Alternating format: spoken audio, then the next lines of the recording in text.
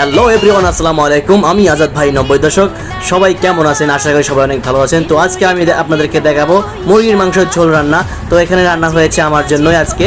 বরাবর আজকে আমি আপনাদের সামনে একটি খাবার পরিবেশন করব।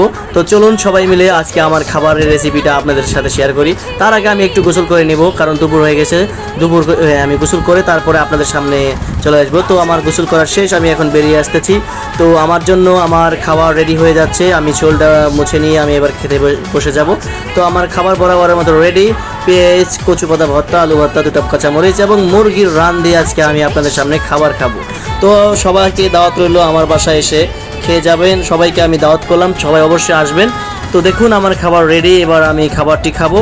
তো আমি সকাল থেকে অধীর আগ্রহ ছিলাম মুরগির মাংসটা কখন রান্না হবে। তো রান্না হয়ে গেছে, এখন আমি খাবার শুরু করে দিচ্ছি। ও খাবারটা খুবই টেস্ট, দারুণ, অসাধারণ। তো সবাই আমার ভিডিওটা বেশি বেশি করে শেয়ার করে দিবেন।